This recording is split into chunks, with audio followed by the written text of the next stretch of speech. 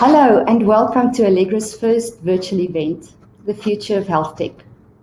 Allegra anticipates this to be the first of a series of events where we will unpack and get our heads around the future of healthcare and health technology in particular.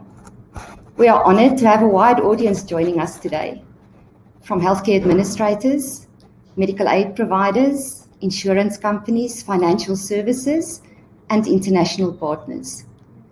Allegra extends a warm welcome to each and everyone.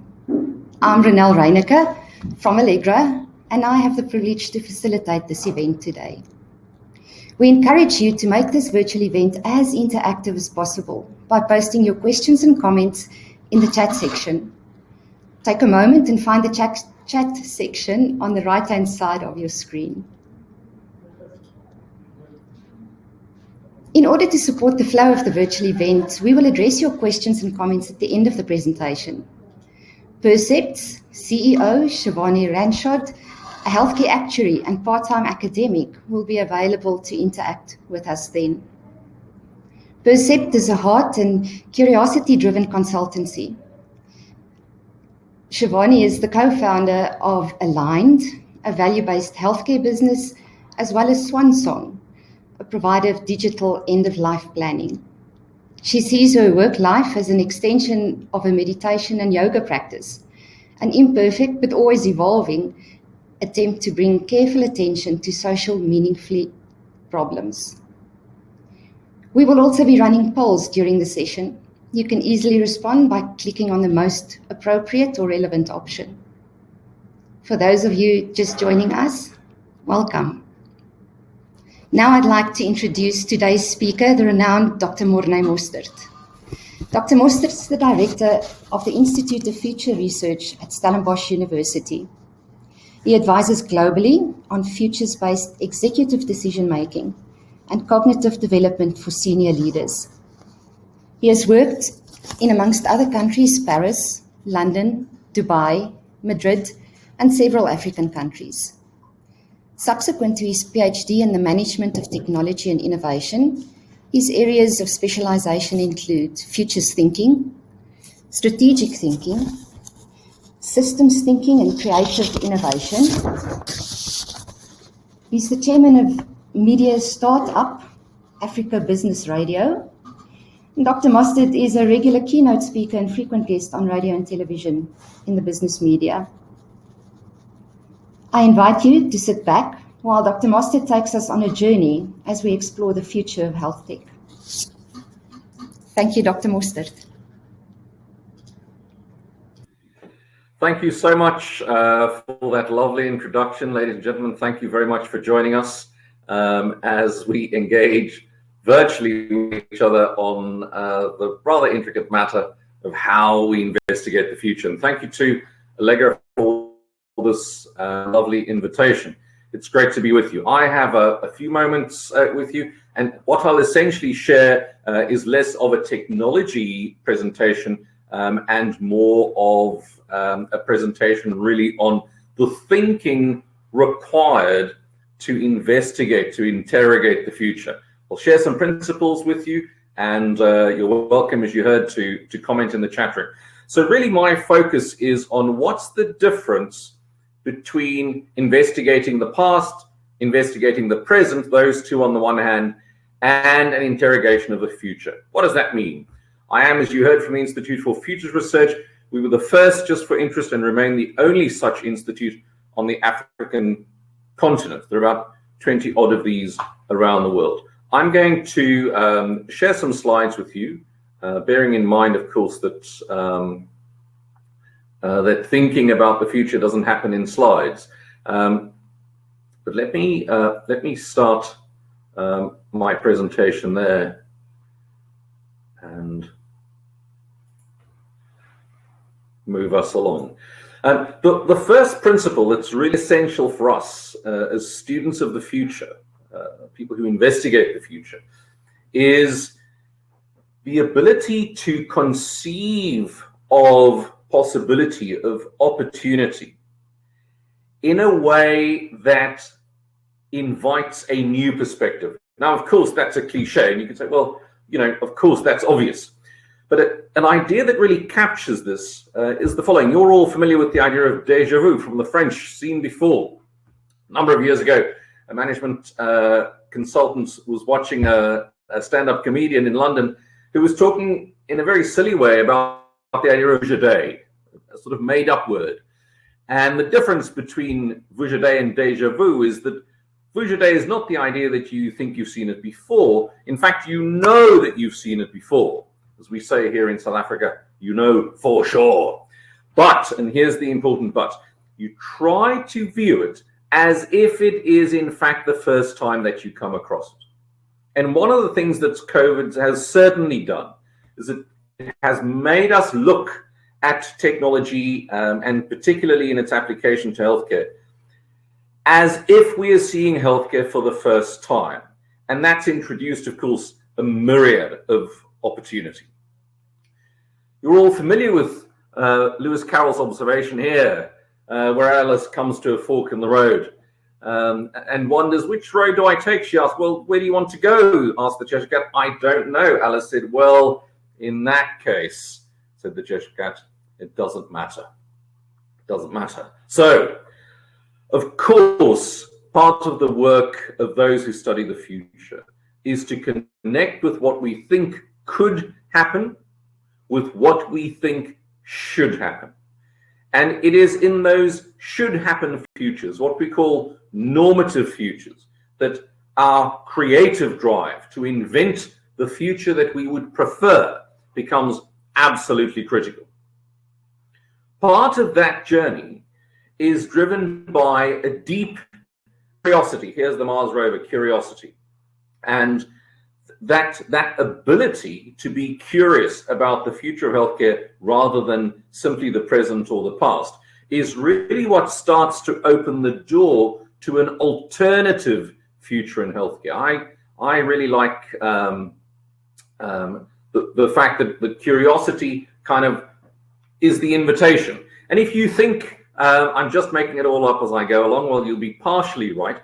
But here is some evidence from Elsevier, from the Technological Forecasting and Social Change, a formal study of, this was a study on listed organizations over a 7-year period, a longitudinal study called Corporate Foresight and its impact on firm performance. And the results of the study, you really don't have to read. They are as you might expect, and they are simply this.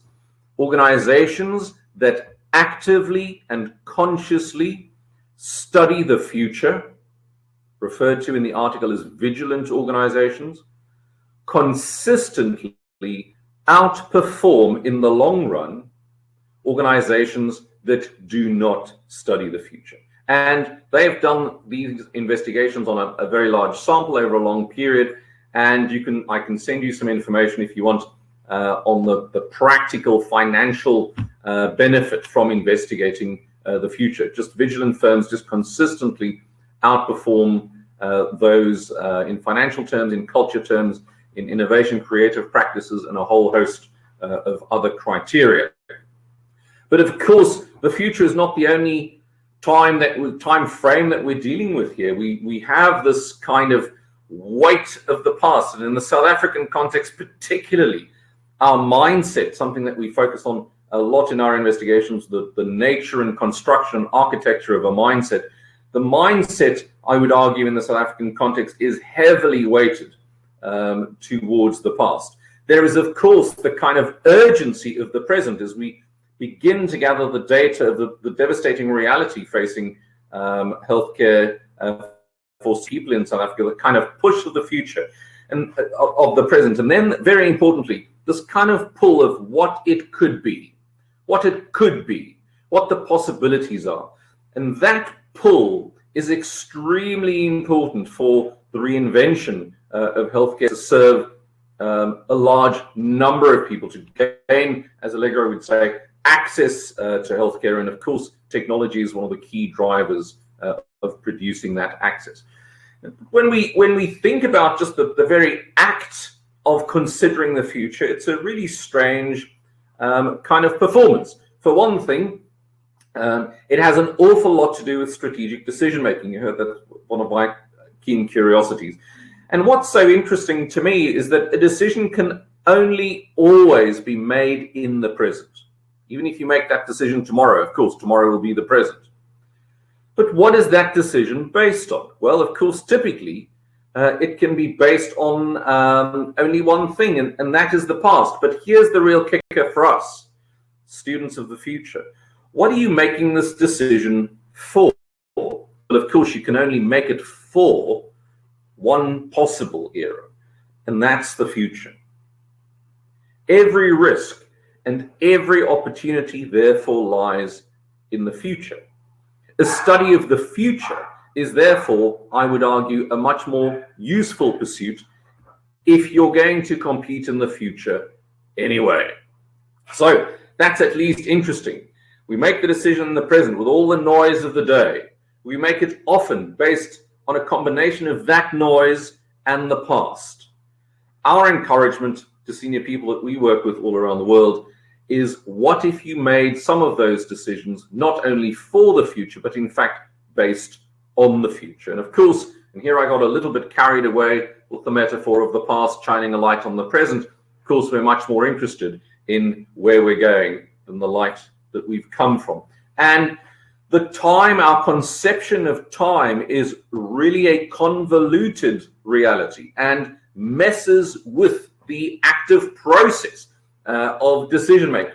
Here I've just given you a sort of glimpse at how various frames of time may overlap, but we can do a little experiment just here to find out whether this is in fact true or not. In fact, let me ask a question, and the audience can reflect on their view on the matter. Let's imagine for a moment, and imagination is extremely important for us as futurists. Let's imagine that you receive an email. I know you receive too many. That you receive an email that you have a meeting next Wednesday. You have a meeting next Wednesday. Sorry about that. And then shortly afterwards, you receive another email saying that they regret to inform you that the meeting for next Wednesday has been moved forward by 2 days. On which day is the meeting now? Now, when we've done this experiment with senior people around the world, one of the things that we discover is that the answer is not universal. Everyone does not agree. Some argue if the meeting's on Wednesday and it's been moved forward, that time has been pushed further into the future, and therefore the meeting is now on the Friday. Others argue that time, the future, is coming towards them. You've often heard the expression, the future's coming. And those people argue that, in fact, the meeting is now on a Monday. So the conclusion from this little experiment is that even our very conception of time, the way that we engage with time, is not universal for us as a species. But it turns out that this is an important experiment to conduct, because it has an enormous impact in terms of whether we think that we're inventing the future, or whether the future is in fact something that's just happening to us. And so we move to an important dimension for us as futurists, and that is what we might call our mindset, a fascinating idea. Mindset for us really has two kind of key understandings. The first understanding is that the mind works with sets of ideas. Ideas, in other words, work in sets in a mindset full of ideas. The benefit of that is rapid decision making, but the disadvantage of that is that we have connotations and denotations of ideas that operate in a set that perhaps should no longer operate in a set. For example, we can see, of course, that distance medicine, telemedicine, is an excellent example of how physical presence and medical care have been separated in a set that used to be together. But another even more dangerous interpretation of the idea of mindset is the idea that the mind has set, almost like a jelly, as you can see there in the photograph, or perhaps much worse, set as it might do in cement, which will make it much more difficult to move. In other words, the mindset, the set of ideas, into which it has already set is a potential inhibitor to the kind of creativity and imagination required to produce alternative futures. Consider, for example, the mindset in classical capitalism, the central notion, for example, of ownership. Just think how enterprise, the very nature of business, has as part of its set of ideas the fundamental principle of ownership. And now think how that plays out in reinventing the future. Think about what that means for how we conceive of owning the customer, or perhaps the implication of owning the code, when in reality, an ecosystem perspective might be a much more agile alternative if we're moving into a hyper-complex future. Of course, it's true that the future is shaped by our behavior, but also by our affect, by our emotion. And we're particularly interested, I have a particular interest in the cognitive domain, that is the intellectual domain. It's come under a little bit of pressure in the last 20 years as matters of emotional intelligence have become a little bit more important. In my humble view, you can't feel your way out of a problem, but you can think your way out. And I think that's useful when you're trying to reinvent the future. Here's an example of how it's come under pressure from some of my colleagues who enjoy yoga and think we think too much. I think we think too little, but I'm eager to hear what you think. Part of that thinking process means that thinking can be approached in various ways, and just at a very high level, we can think about thinking as selecting from the current options, but we can also think of thinking as creating the options that we need for an alternative future. And typically, selecting from the current options is driven by analytical thinking, very often a hyper-reductionist approach to thinking, whereas creative thinking is often driven by systemic approaches to thinking, and of course relates to strategic thinking. So creative options allow for emergent design, whereas current thinking is often driven by predefined criteria that probably come from yesterday. So you can see the implications. If you try to create the future based on yesterday, that's a very different approach from trying to invent the future. Yogi Berra, the famous baseball player who turned commentator and had the same foot and mouth disease as George Bush, said it like this. He said, if you come to a fork in the road, the thing to do is take it. But inadvertently, I think Yogi Berra stumbles upon a truth of investigating the future, and that is that it is not simply a choice between the options available. What you, in a sense, have to do is take the future and invent it, of course. Now, many of you I know are frequently in sessions where the exco or the CEO or the board will say, what we need in this organization, I've certainly sat in many of them, what we need in this organization is new thinking. And everybody says, yes, boss, this is exactly what we need. New thinking is what's required. Of course, you return to your desk and there you'll find PowerPoint and Excel and reports and spreadsheets of different kinds. So part of the work we're trying to do is to help clients to think, well, what do we mean by new thinking? And just again, at a very high level, the argument here is that you can introduce new thinking in a few ways, but the one way is the content of your thinking. The content of your thinking. What is in that basket, that bouquet of what you typically think about? Is it simply yesterday's process and the move towards greater efficiency and optimization? Or is it about producing a new, vibrant, expanded basket of that thinking? Then you can introduce new thinking with the method or methodology of your thinking. So I've argued already beyond the idea of analytical thinking towards, for example, systemic thinking, creative thinking, futures thinking, or as someone in Nigeria told me a few years ago, what about wishful thinking? Perhaps that's also an option, not very well developed as a formal methodology. And then you can develop your thinking, introduce new thinking with the level of thinking at which you work. Is that at a sort of process, task, operations level, or does that move more towards a strategic level of thinking? So So just at a very high level, how can that basket of thinking be expanded with new ideas? How can new insights be reached through alternative methods? And how can, especially of course at a senior level, the level of thinking be advanced? We've certainly seen in some cases in South Africa, certainly not all, that board level strategic thinking isn't always as future conscious and as strategy conscious as it is perhaps of governance and even sometimes hyper operational matters.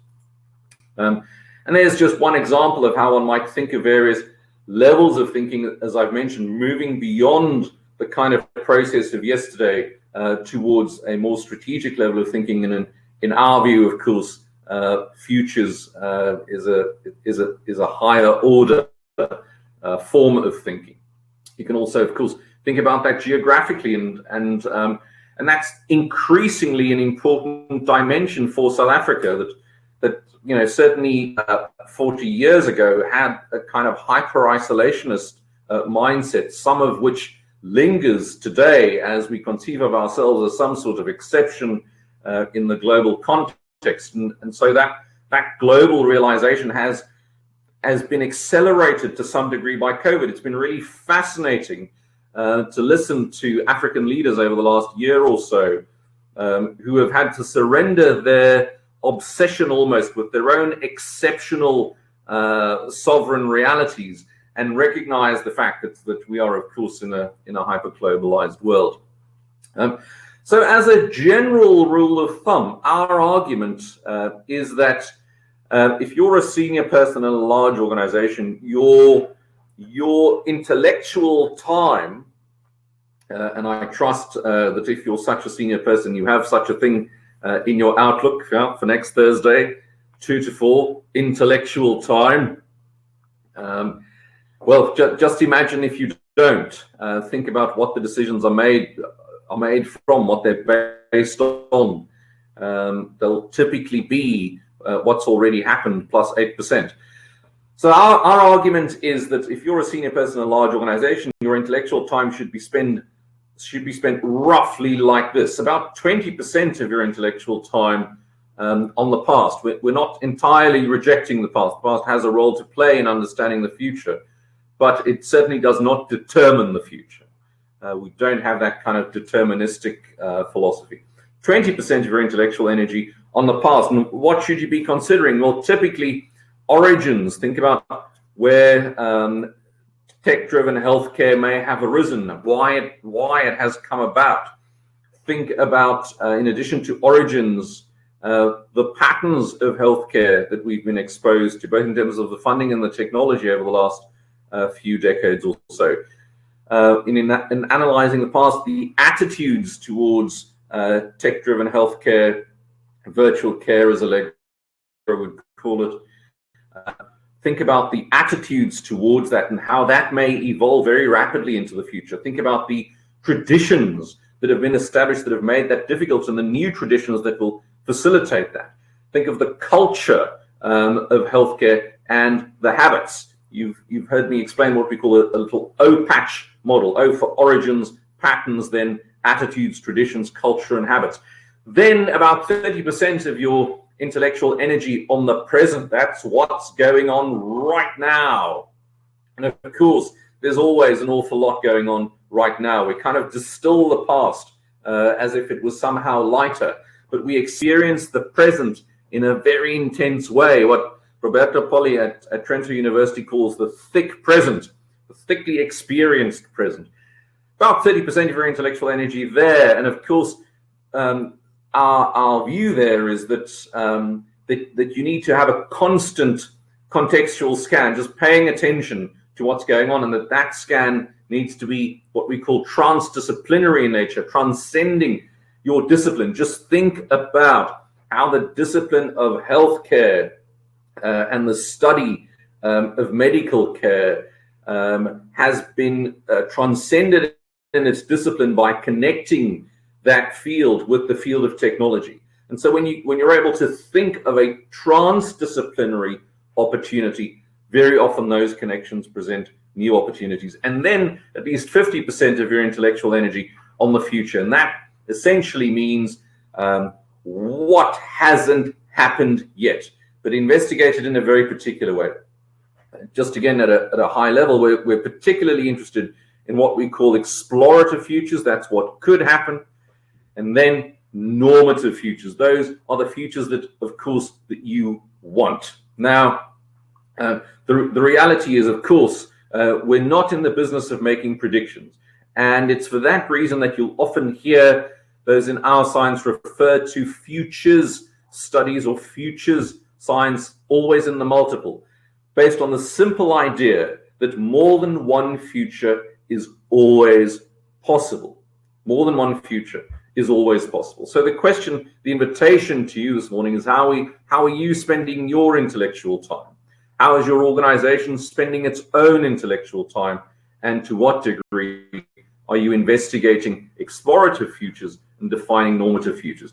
Perhaps it's useful to pause here to say that this is one of the key distinctions between classical, traditional strategic thinking and futures thinking.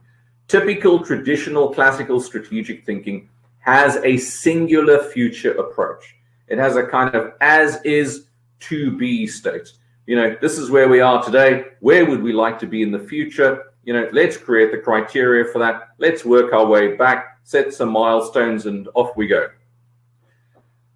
One distinction that kind of traditional strategic thinking has from futures thinking is that we're always curious as futurists about what are the other possible futures, not only in terms of explorative futures, that is what could happen, but also in terms of normative futures, the alternatives that we may prefer.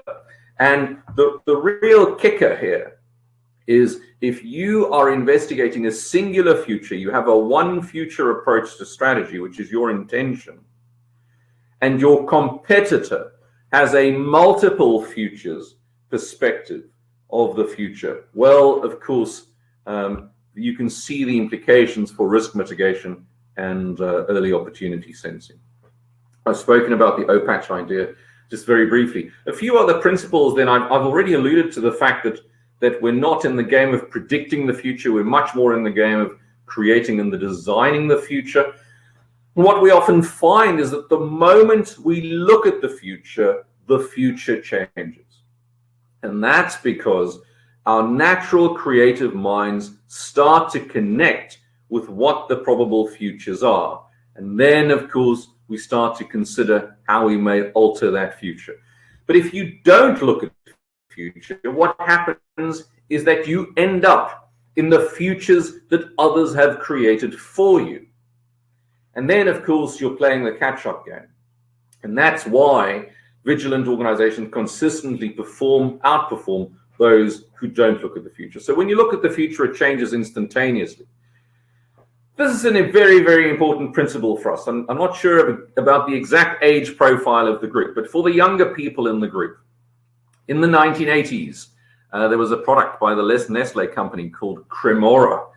Worked extremely well in South Africa. We had unreliable electricity supply. Some things don't change for decades. And some of you will remember the very famous advert. There's a gentleman at the fridge. He's in his robe and he's looking for the milk. He's not a very intelligent person. This is clear from the advert. He's only got about half a cubic meter to study, but he can't find the milk, gets very frustrated, often a sign of a low intellect, keeps looking, can't find it, and then eventually has to ask the consultant in the bedroom.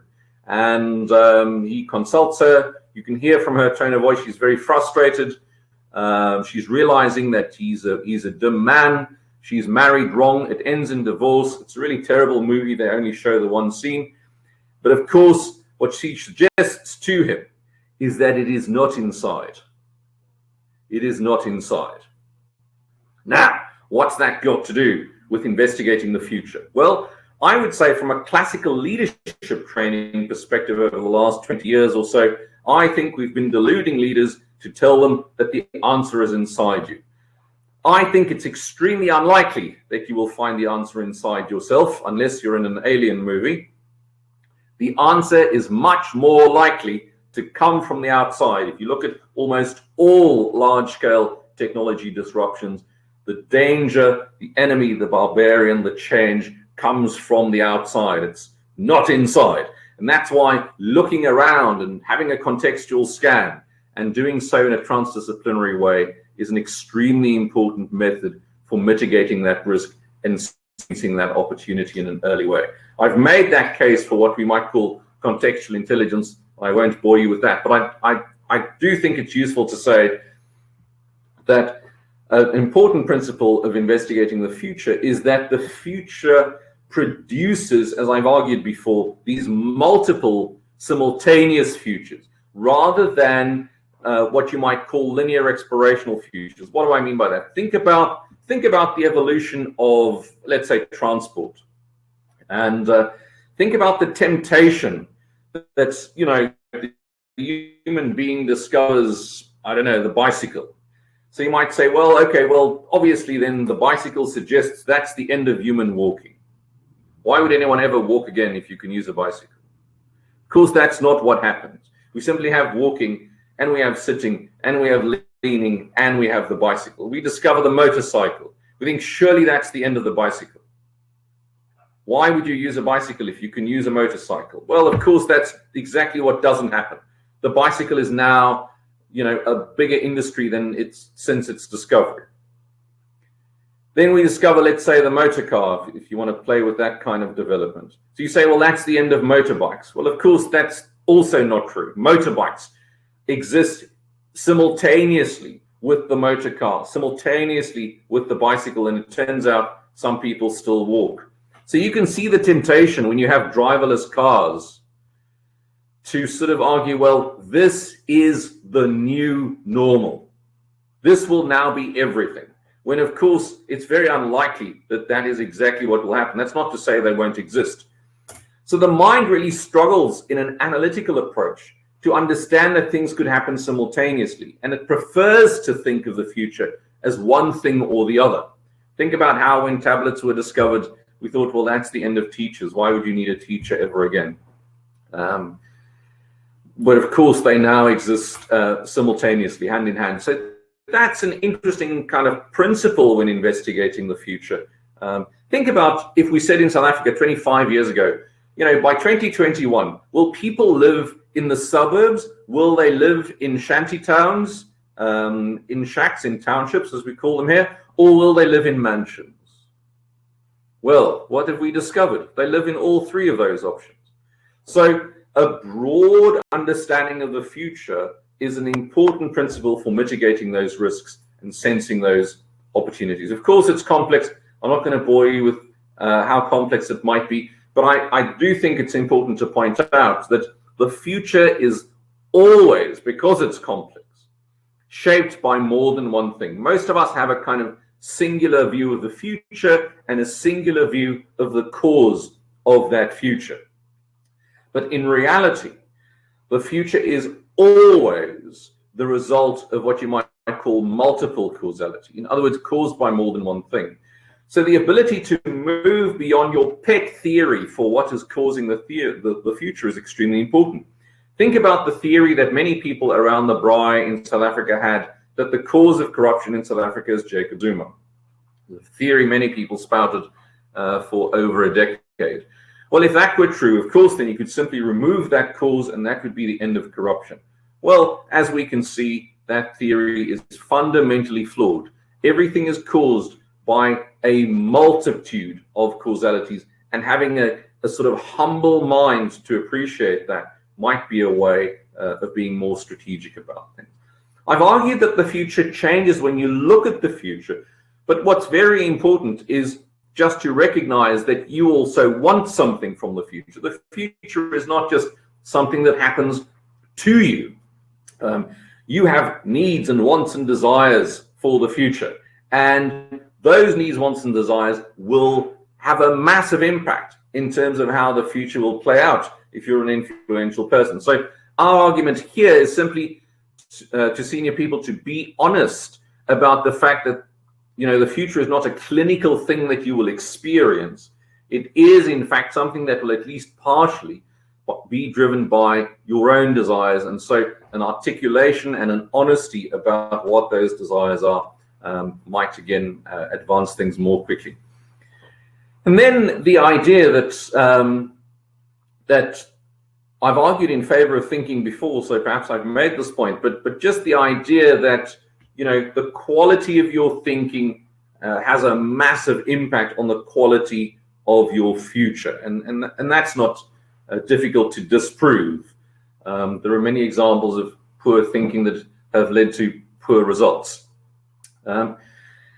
Very important in our approach to thinking is to gather what we call MPVs. These are simply multiple partial views. Multiple partial views. It's a principle really of complexity theory. And that simply means asking lots of people. The reason that that's so important is that despite the fact that, of course, people will miscalibrate their reading of the future in terms of how quickly it will happen or how complex it is or how pervasive a phenomenon is or when it will happen, it will nevertheless generate what you might call options for alternative futures. We have, particularly in the South African landscape, far too many examples of where those multiple futures have not, multiple partial views have not been gathered. One could argue, for example, that Marikana may have been just such an example, where in fact there was a very small selection of dominant views that made it almost impossible to anticipate what's likely to happen as a result. And then, very importantly, following on from multiple partial views, is the idea that, of course, we're humans. And that means that we prefer working and living among other humans. And in fact, this kind of technological intermediation we're experiencing now is perhaps not the ideal way of engaging on a complex topic like this. We have everyone's cameras off. I'm banging on about some sort of theory or idea. It's really, I would say, not the most human way of doing it, which is why I think we can expect the technology, if we think it's at an advanced stage now, to just absolutely explode in the next decade to make this more human so that we can, in fact, create and design the future together.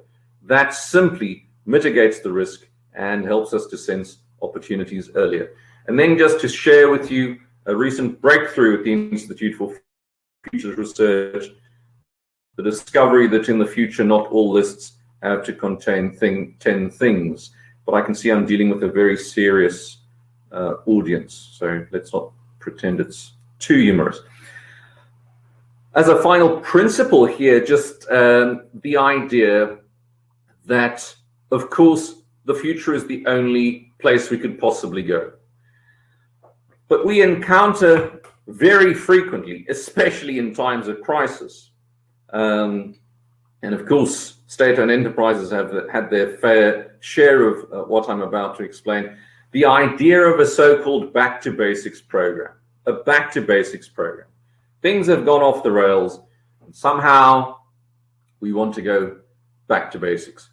Well, the evidence is really against back-to-basics programs, both empirically, because so many organizations have had double figures in turnaround programs that try to get back to basics, but also conceptually, it's deeply problematic to think that that one can somehow return to the basics. There are a few obvious reasons, and I'll share just a few of them. The first clue is in the name. We want to get to the future, but the program is back to basics. Well, that's the first clue, right? That's not going to get you to the future. That you're heading somewhere else. The second clue is, what are the basics?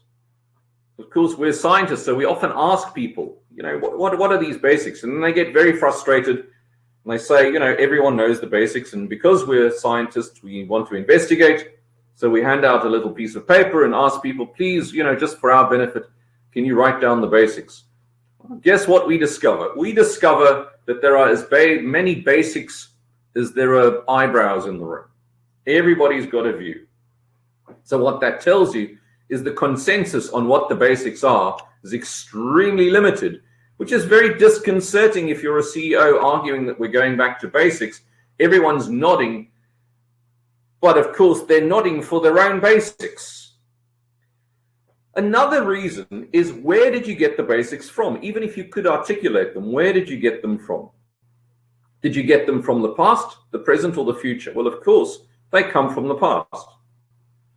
And so that's another reason. So if you were going to the past, that would be a useful argument, because that's where they existed, right? But since you're not going there, maybe it's almost like saying, well, let's travel to Saudi Arabia. Okay, what clothes should we take? Well, we come from Iceland. Let's go back to basics and take our warmest clothes. Well, it's not where you're going, so it's unlikely to be suitable or appropriate. And the kind of final reason in an argument against a back to basics program is that the argument seems to be that you want to use a set of principles from a time that you'll never visit again, but those principles have already proven that they cannot withstand dramatic change. That's why they don't flourish anymore. Otherwise, you wouldn't have to go back to them. So the argument seems to be, let's use a set of principles with very low levels of consensus and clarity from a time that we will never visit again, that have already proven that they cannot survive, in the hope that that will be the exact same set of principles that will make us successful in the future. You can see the argument. Studying the future may be a bit more useful. Einstein supported the idea. I love quoting Einstein because no one reads Einstein and you can say Einstein said anything. But this one he did say, arguing that the true sign of intelligence is not knowledge. Of course, he can say that because he had so much knowledge. But he's arguing here in favor of the importance of imagination. And technology in healthcare is just allowing us to be so imaginative in giving increasing numbers of people, of course, access to imagination. He goes on to say that your imagination is your preview of life's coming attractions. So in other words, if you don't have a vibrant imagination, your coming attractions won't be that vibrant either. A sort of quiz I like to give people is to think about, you know, which one of the following two statements is a compliment and which one is an insult. Which one is a compliment? Which one is an insult? You ready for the quiz? Okay, here they come. Which one is a compliment? Which one is an insult? That guy is a machine. That guy is a machine. Is that a compliment or is that an insult? Here's the next one. That's your imagination. Is that a compliment or is that an insult? Well, in a time of hypercomplexity, I would say comparing people to the instruments from the first industrial revolution, the machines, is hardly a compliment. And commenting that people are using their imagination in a time of hypercomplexity that we have today is hardly an insult, much more of a compliment. But you make up your own mind, as you always will. There's one of my other favorite quotes of Einstein. Says most quotes of mine on the internet are not true. An important principle then for us as we work with senior people, not only in the private sector, but also in government, is that we are increasingly learning when we look at the modeling that the current model will only ever produce the current future. The current future is what we will get if we just keep going the way we've always done it. The question is, how does that current future compare with what you might call a preferred alternative future? If they are the same, keep going.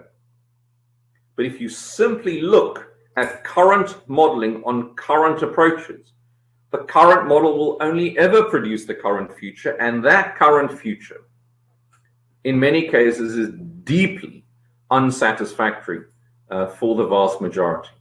So you need something else, right? You need a bit of imagination. And there are just so many examples from technology here.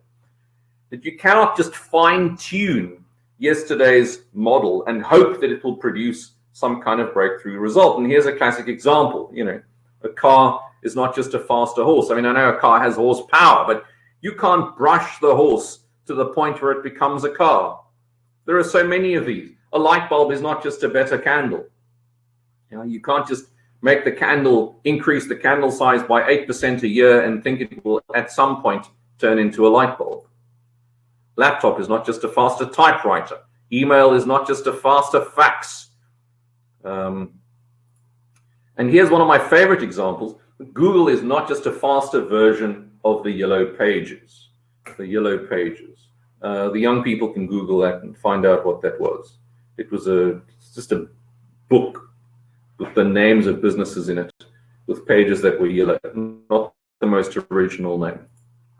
Okay, so there are all sorts of tools, instruments, techniques that we can introduce here, and I'm happy to respond to some of that perhaps in the chat, but just to argue that it's useful to know that, of course, anything is possible. But the way we'd like to think about it is that a subset of what's possible is plausible. In other words, you could sort of argue that it could happen. A subset of that is probable.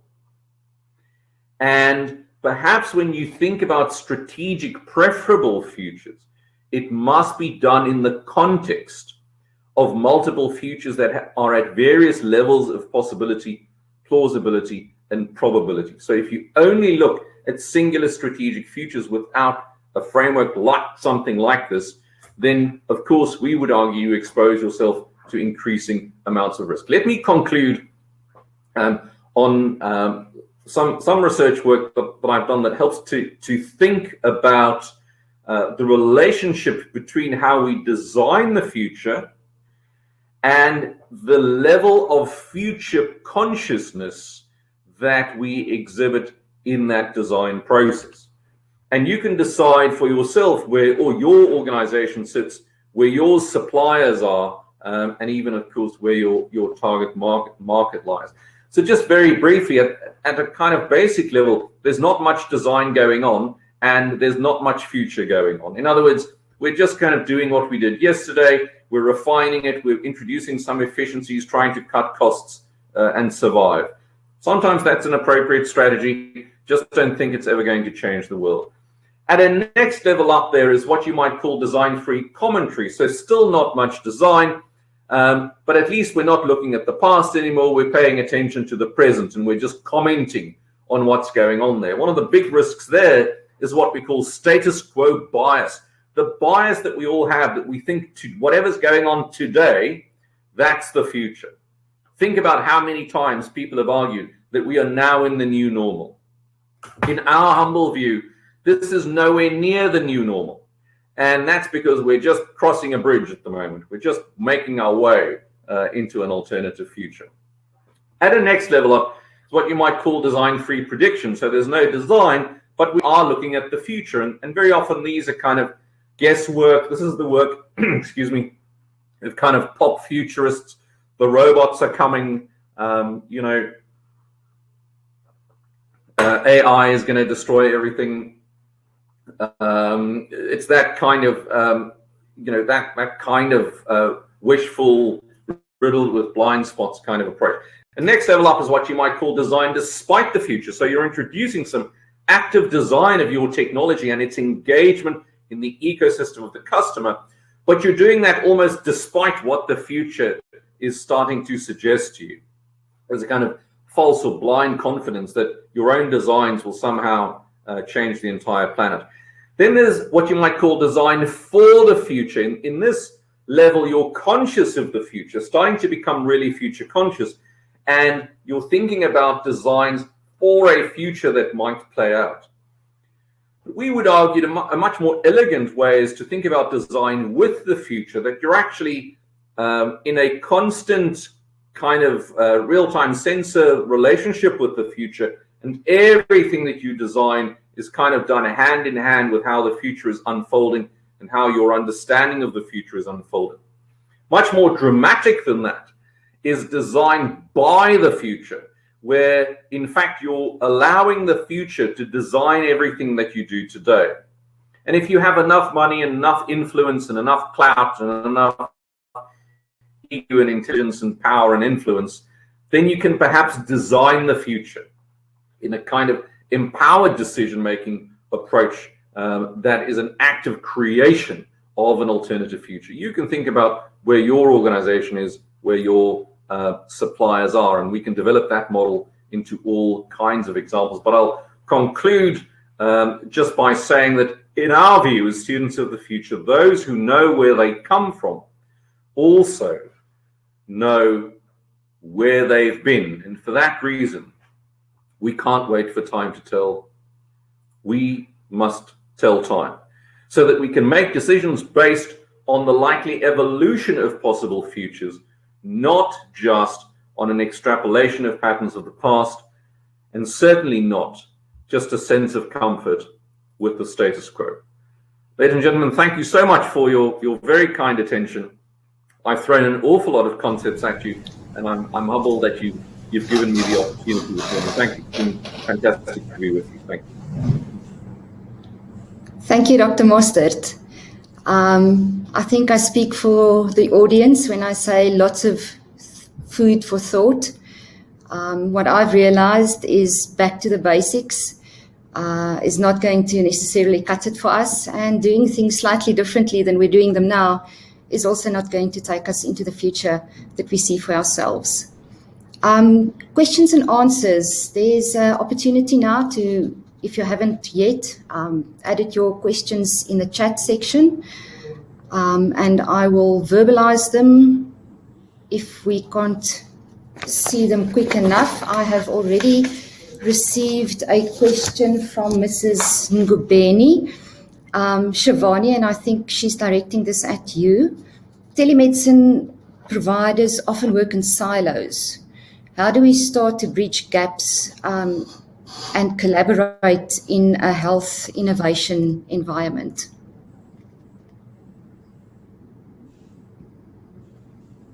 Hi, good morning, everyone. Thank you, Dr. Mostert, for a fascinating presentation.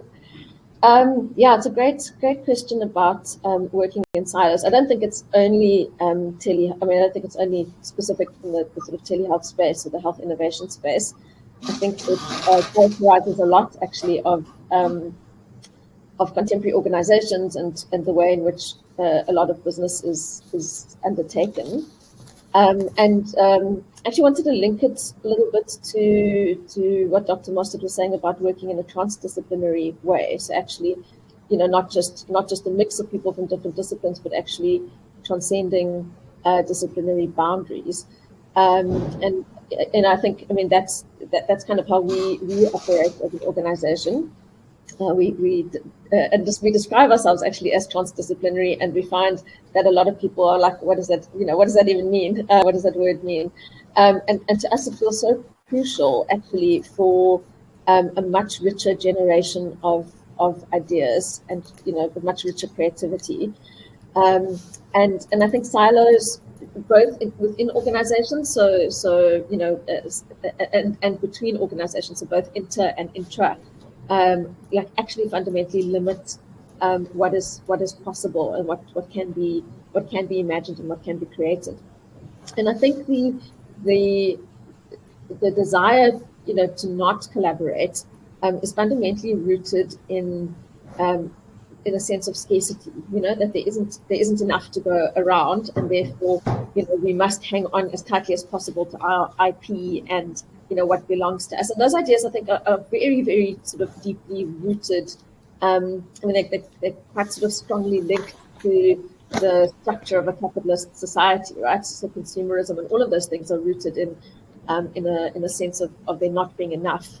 And the shift to having more of an abundance mindset, so actually we could fight, work separately and not collaborate with each other, and we can fight over this tiny pie, because actually at the moment, in telemedicine, it is a tiny pie, right? Because of all the regulatory constraints and the newness of the space, and all of the sort of impediments to it really taking roots in a very sort of deep way. So we can continue to sort of fight with each other over a small pie, or actually we can begin to really connect with each other and begin to build a bit of trust and find a way to engage that actually helps to build something that's much more radical, much more substantive, with much more potential actually for the future. So it's not an easy shift, because it actually requires multiple parties to simultaneously kind of, rethink the way that they engage with the world. But they're practical ways to start, so creating spaces for debate and discussion. I mean, even a space like this, right? So having a webinar, bringing in parties with different perspectives, out of that, one can start to see kind of ways in which it feels kind of safe to collaborate.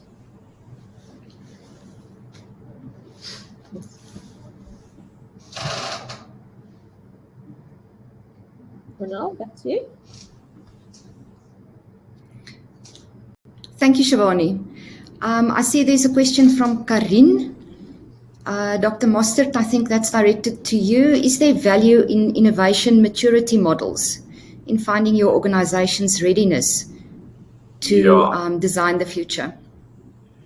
Yeah, I think those assessment instruments, those diagnostic instruments at an organizational level can be really interesting. And I think, metaphorically, of course, this is very interesting, as you in healthcare, of course, accept diagnostics as a fundamental principle. But, not many organizations are as receptive to having themselves diagnosed for their own innovation readiness. And I would say that just as in healthcare diagnostics, the receptiveness and appropriacy of various innovation interventions, may depend on where an organization is in its innovation maturity. Having said that, I also think it's important not to feel stuck as an organization with where you are in innovation. So when we work, most of my work is with executives, and very often what I would hear is, we can't do this kind of thing because, on any kind of innovation maturity model, we would score very low. Well, the reality is that, all organizations were perhaps once lower than they are today. So I would just say, don't allow the diagnostic to kind of define your identity. Use it as one of the kind of inputs to how you might go about starting very safely, for example, with the culture. If you're low on such a diagnostic, having sensitivity that some people are not familiar with the kind of fluidity of innovation, and that they might be intimidated by the idea, that they might feel very threatened by it.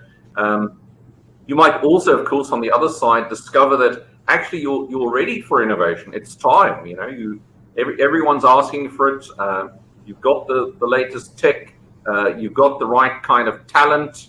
The culture has shifted lately, and maybe you're perfectly positioned to take that next innovation leap. So absolutely, I would say it's extremely valuable, as long as you don't allow it to define you too much. Okay, thank you for that. Michael, Dr. Mostert, do you have some practical suggestions to create a vigilant organization?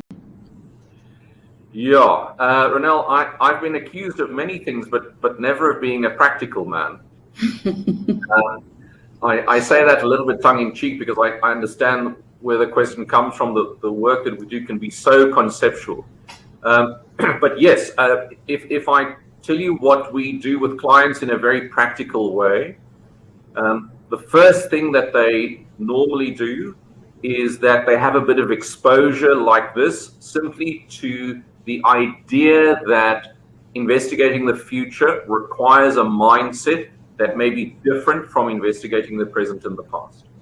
The second thing that most companies then do is they start to pay attention in a Cremora kind of way. And how that plays out practically is they ask us to do a scan for them.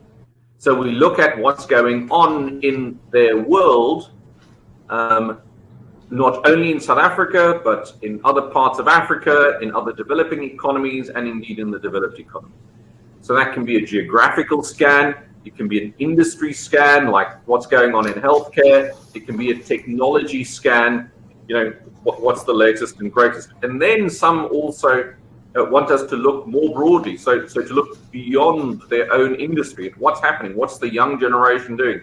What are the young Africans doing? If you look at the over 400 tech hubs that have burst on the African continent in the last decade or so. So that's another practical thing, and so that's an information gathering exercise, and then they allow themselves to be stimulated by those ideas. And then the sort of natural evolution, not everyone follows this kind of process, but the natural evolution is that they ask us to do a bit of scenario work with them. In other words, we look at the current future. So if things keep going the way it's going now, what does the world look like in 15 years or so? Then they start to link that with their strategy work, the 2 or 3 days every year in the bush, and they start to weave in futures content and futures methods into the way that they formulate strategy.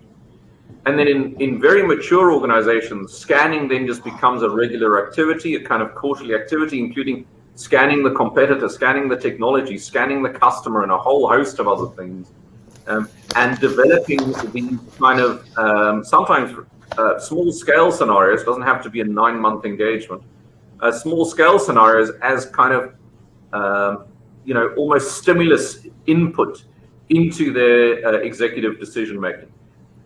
What really mature organizations do is they have people who look at the future for them all the time. And every time there's an important meeting, they get a bit of input into where the future could be going and what some of the key risks and opportunities might be. In other words, it's a much more vibrant, dynamic approach to strategy that recognizes the importance of the future. Thank you. Ronald, can I say something on this? Please. Yeah. So, I mean, two things that come to mind. The first is, I think that organizations need to think very seriously about whether there is genuinely the space for the people in the organization to be able to sort of imagine and to have an awareness of what is going on outside in the environment and what might go on in the environment in the future. And I think, if you just think about the last year and the move to working in digital spaces and working from home, so many of the organizations that we work with, people spend the entire day in like Zoom meetings, back-to-back Zoom meetings. And the consequence of that is that there's no sort of built-in time for freer thinking and wider reading. So much of the reading that or engagement with the world that gets done is driven by the news, which is so skewed in its perspective.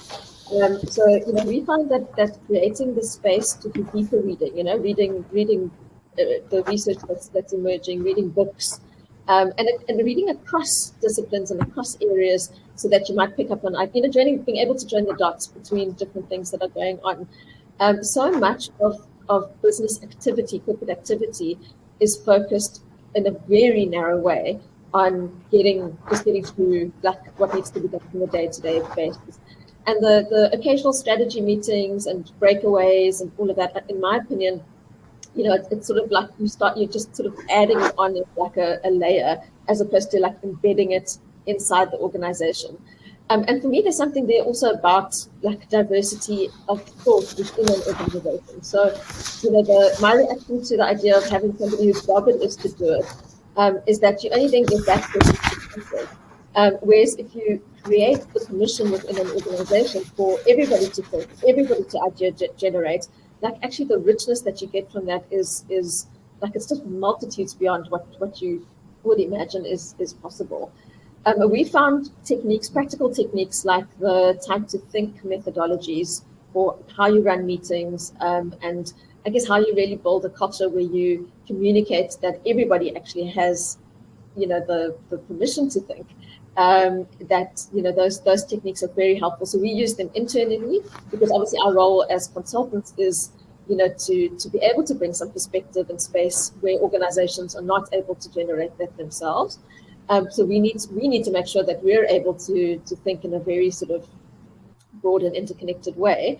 So we use those methodologies internally, but we also take those methodologies into our clients to help to build some of the kind of longer term capabilities to be able to do this on a more sustained basis. And I think for me, it's often the big difference between kind of small agile organizations and kind of larger businesses, in that the larger businesses are more susceptible to getting bogged down in all of the routine processes and bureaucracy of what is required to keep a large organization functioning. And it's much harder in a large organization to communicate the idea that like everybody should be contributing to taking the business forward. Much easier to do that in a small team in a startup, for example. Thanks, Shivani. I see we are slightly over time, and although we can probably continue this discussion for much longer, it unfortunately has to end. So it's a privilege for me to have had you in this webinar. Thank you so much.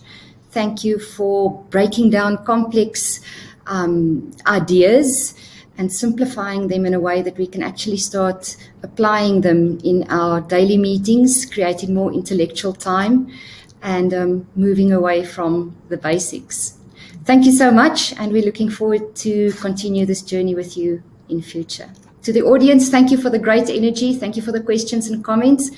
It was a pleasure facilitating this first webinar. Thank you. Thanks, everybody.